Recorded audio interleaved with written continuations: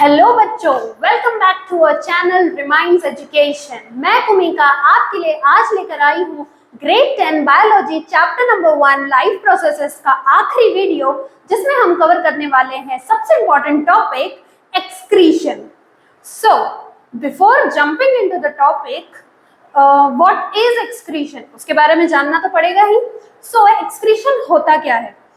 अभी हमने देखा था न्यूट्रिशन लास्ट वीडियो में, फिर हमने देखा था respiration, then we have seen transportation.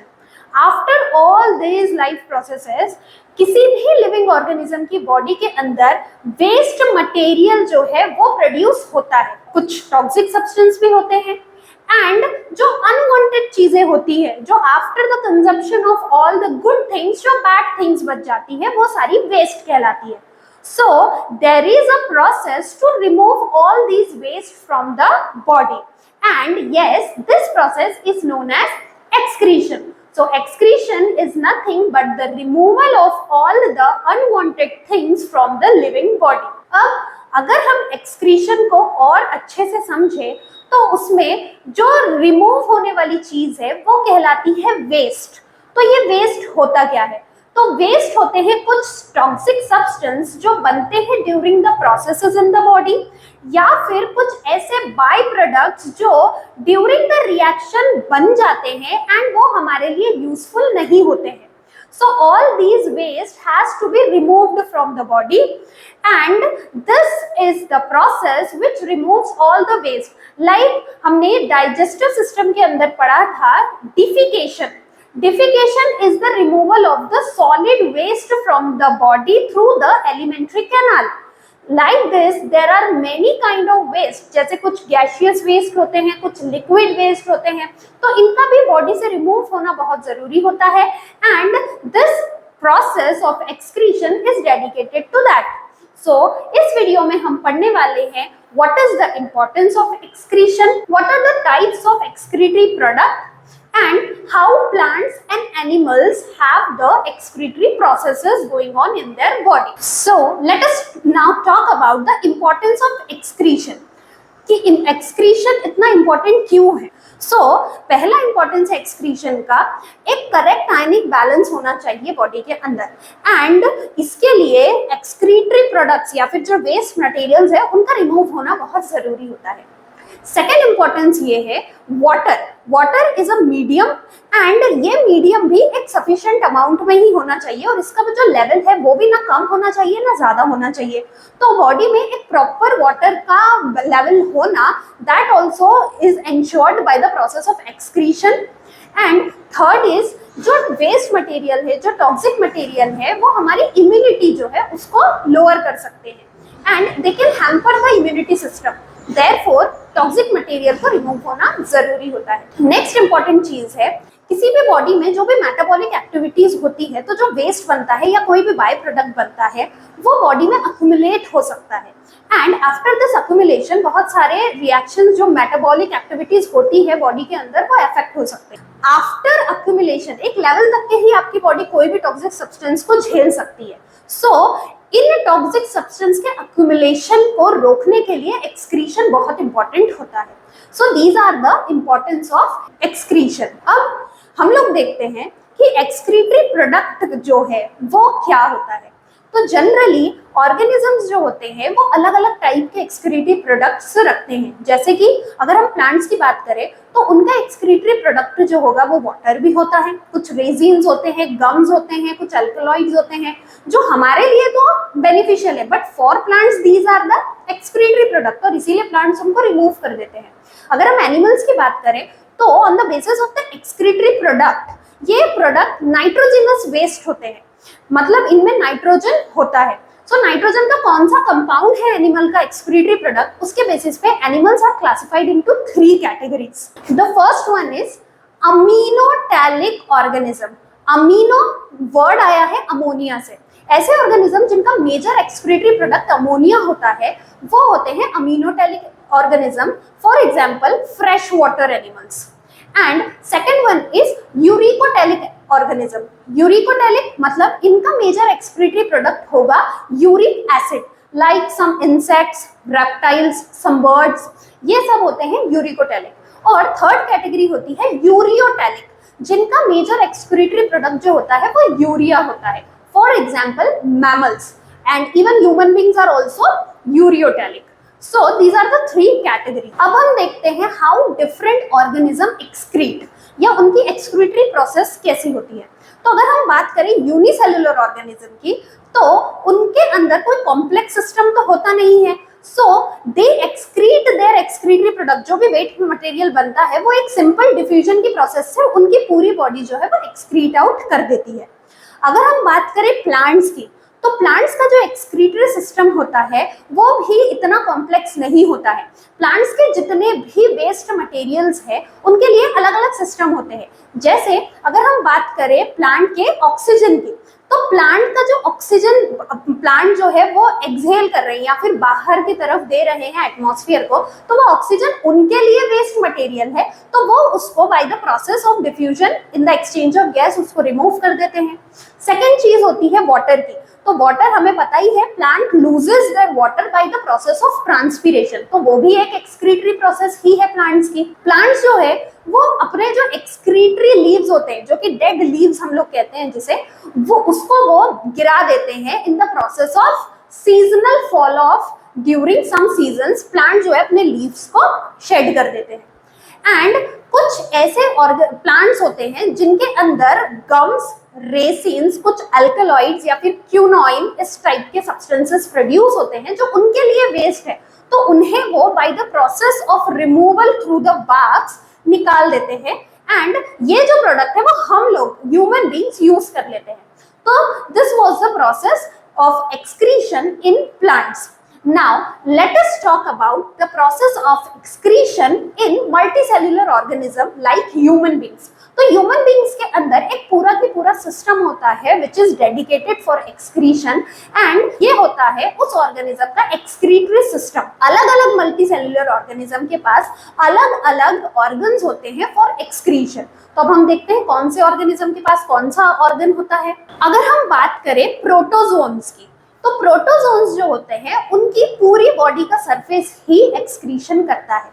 If you talk about flatworms, तो उनके पास में जो ऑर्गन होता है उसको कहा जाता है फ्लेम सेल्स।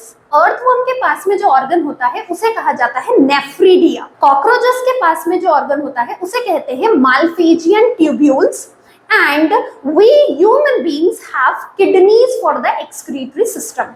सो अब हम आगे बढ़ते हैं excretory system in human beings की तरफ, जिसमें हम देखेंगे कि कौन कौन से ऑर्गन्स इन्वॉल्व होते हैं एक्सक्रीशन में and how that process goes. अब हम देखते हैं द ह्यूमन यूरिनरी सिस्टम। सो अगर हम बात करें यूरिनरी ऑर्गन्स की, तो एक पेयर ऑफ किडनीज होती है इन द एब्डोमेन रीजन, और ईच साइड पे एक किडनी होती है। इस किडनी का जो शेप होता है वो एक बीन के तरह होता है, इसीलिए बीन शेप्ड किडनीज होती है। ये रेड कलर की होती है। एंड किडनी का जो इंटरनल स्ट्रक्चर है वो कुछ ऐसा होता है कि उसके अंदर का जो ये आउटर पार्ट होता है that is known as cortex.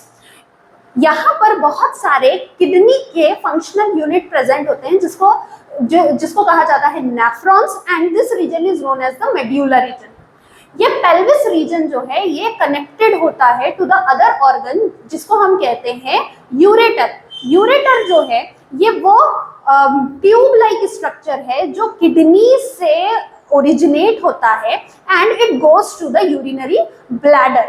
ये यूरिनरी ब्लैडर एक पियर शेप ऑर्गन है जिसका काम होता है storage of the excretory product that is urine. And जो किडनी का पार्ट होता है जहां से ये यूरेटर ओरिजिनेट होता है उसको कहा जाता है हाइलम। ये जो है हाइलम एक कनेक्शन होता है between the veins and the arteries जो कि किडनीज के अंदर आ रही है।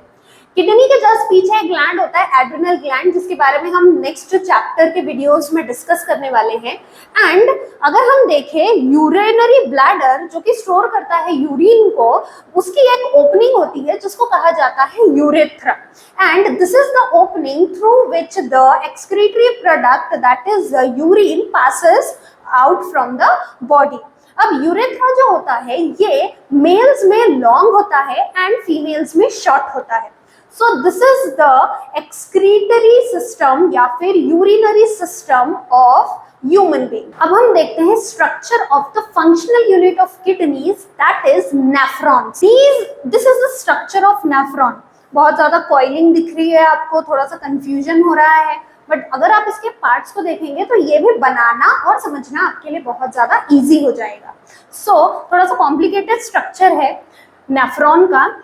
नेफ्रॉन जो होता है एक ट्यूब्यूलर स्ट्रक्चर है जो कि किडनी के अंदर होता है। अगर हम उसके एक स्ट्रक्चर को देखें नेफ्रॉन के, तो यहाँ पर जो आपको दिख रहा है एक कप जैसा जो शेप है, इसको हम कहते हैं बोमेन्स कैप्सूल। ये बोमेन्स कैप्सूल जो होते हैं इसके अंदर बहुत सारी कैपिलरीज होती है और यहीं पर मेन जो फिल्ट्रेशन का काम करती है किडनी वो होता है। यहाँ पर डीऑक्सीजनेटेड ब्लड या फिर जितने भी वेस्ट कंटेनिंग ब्लड है वो यहाँ पर आकर फिल्ट्रेशन करता है।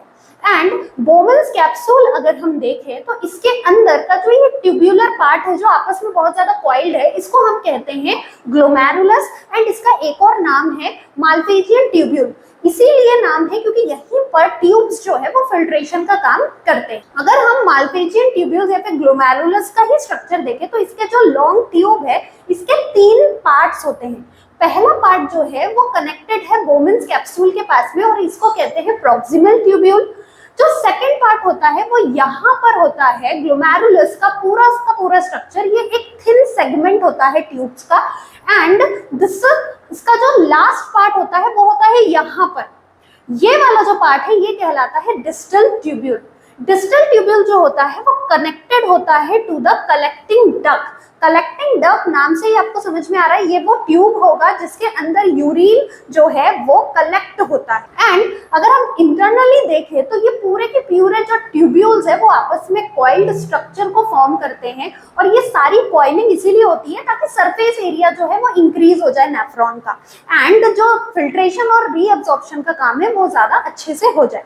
अब यहाँ पर ये जो 2 स्ट्रक्चर आपको दिख रहे हैं, these are nothing but the capillaries, blood capillaries, जो कि रीनल वेन की ये वाली ब्रांच है और ये जो ब्रांच है वो है रीनल आर्टरी की। मतलब ये जो है किडनी के लिए ऑक्सीजनेटेड ब्लड ला रहा है और ये वाला जो पार्ट है ये किडनी से डीऑक्सीजनेटेड ब्लड जो है वो ले जा रहा है।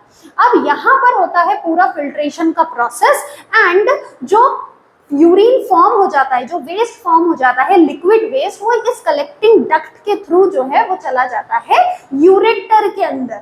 ठीक है, क्योंकि ये जो स्ट्रक्चर है ये होता कहाँ पर है, किडनी के अंदर। Okay, so with this I hope आप लोगों को ये कॉम्प्लिकेटेड सा स्ट्रक्चर थोड़ा सा इजी हो गया होगा एंड जब आप इसको प्रैक्टिस करोगे तो आप इसको बहुत अच्छे से बना सकते हो। I know that you can do it. So this is the structure of a nephron. Now let us see the mechanism of urine formation. Urine जो कि हमारा एक्सक्रीटरी प्रोडक्ट होता है वो कैसे फिल्टर होता है या कैसे फिल्टर होके बनता है। सो अगर हम बात करें इस बोमेन्स कैप्सूल की या ग्लोमेरुलस की, यही जो होते हैं ये होते हैं हमारे filtering unit in the nephron. अब यहाँ पर जो भी वेस्ट मटेरियल आता है या जो भी मटेरियल आता है उसका होता है फिल्ट्रेशन। फिल्ट्रेशन जो होता है वो 3 बेसिक स्टेप्स में होता है। पहला फिल्ट्रेशन होता है ग्लोमेरुलर फिल्ट्रेशन, इसको आप प्रेशर फिल्ट्रेशन भी बोल सकते हो। यहाँ पे जो ग्लोमेरुलस की जो ये वाली ट्यूब्यूल्स होती है प्रॉक्सिमल ट्यूब्यूल, ये प्रॉक्सिमल ट्यूब्यूल जो है वो सारे आने वाले सब्सटेंसेस को फिल्टर करती है और वो जो रिमेनिंग फिल्ट्रेट है उसको वो सेंड बैक कर देती है into the tubular structure of the glomerulus. और यहाँ पर होता है सेकंड स्टेप जो कि होता है रीअब्जॉर्प्शन। रीअब्जॉर्प्शन मतलब फिर से एब्जॉर्ब होना। अगर कोई चीज जो कि इंपॉर्टेंट है जैसे ग्लूकोज है, अमीनो एसिड्स है या फिर कोई प्रोटीन है, वो अगर अभी भी एब्जॉर्ब होना बच गया है तो वो इस पार्ट में रीएब्जॉर्ब होता है। और फिर आती है थर्ड स्टेप जो होती है एक्टिव ट्यूबुलर एक्सक्रीशन, जो कि करता है ये वाला distal tubule part of the glomerulus, जिसमें एक्सक्रीशन होता है जो पूरा की पूरा वेस्ट अब बच चुका है और जो अब ना रीएब्सॉर्ब हुआ है ना यहाँ पर फिल्टर हुआ था, और वो चला जाता है कलेक्टिंग डक्ट में in the form of urine. अब यहाँ पर देखने वाली बात ये है कि कितना वाटर रीएब्सॉर्ब हो रहा है, ये डिपेंड करता है the amount of the toxic substance या फिर waste material in passing to the kidney nephrons. तो वाटर का भी यहाँ पर रीएब्सॉर्प्शन होते रहता है। This is the mechanism in which आपको लास्ट में जो प्रोडक्ट मिलता है वो होता है आपका एक्सक्रीटरी प्रोडक्ट, जो कि होता है यूरिन। यूरिन जो होता है वो एक येलो कलर का लिक्विड होता है, एंड इसका जो येलो कलर है वो है due to the presence of urochrome, जो कि एक हीमोग्लोबिन का ब्रेकडाउन प्रोडक्ट है। And due to this presence वो यूरिन जो है वो पेल येलो कलर का होता है। अगर हम बात करें कि टोटल हमारे नेफ्रॉन्स एक दिन में कितना फिल्ट्रेट प्रोड्यूस करते हैं, तो 180 litre of the filtrate is produce per day, but उसमें से 1 to 2 लीटर्स ही यूरिन जो होता है एक दिन में आप प्रोड्यूस करते हैं एंड पास आउट करते हैं।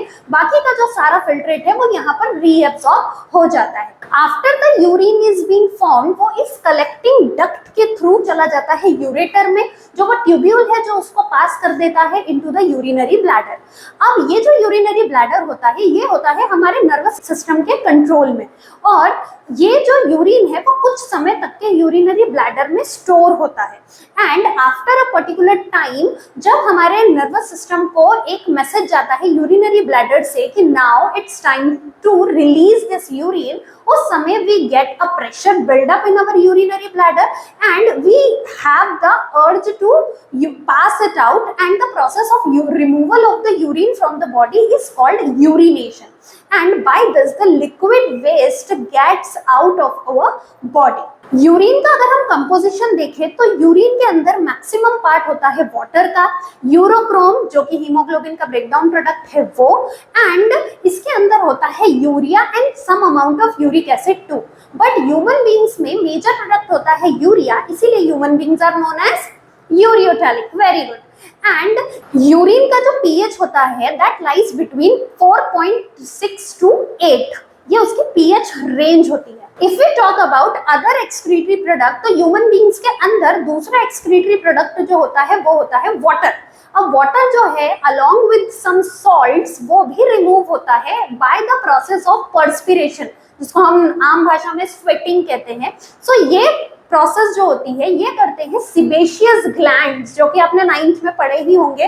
Those are present under the skin and by the pores of the skin, ये जो वाटर है अलोंग विद सम सॉल्ट्स ये भी पर्सपिरेशन की प्रोसेस से रिमूव आउट हो जाता है। एक और एक्सक्रीटरी प्रोडक्ट है ह्यूमन बीइंग का, that is carbon dioxide. Very good, जो कि रेस्पिरेशन की प्रोसेस का एक बाय प्रोडक्ट है, and this get excreted out by the process of exhalation. Very good, through our nostrils. So video के end तक के आते आते हम लोग खत्म कर चुके हैं excretory system in plants and animals. With this I hope आप लोगों को एक्सक्रीटरी सिस्टम, उसका इंपॉर्टेंस, उसकी वेरियस प्रोसेसेस, मैकेनिज्म बहुत अच्छे से क्लियर हो गया होगा, and now you are ready to answer all the questions related to this topic. If you have any doubt regarding this topic, you can comment down in the comment section box and let us know. We will surely solve all your queries. तो मिलते हैं अब हमारे अगले video में, जो होगा आपके बायोलॉजी का chapter number 2, control and coordination. Till then, take care and keep learning.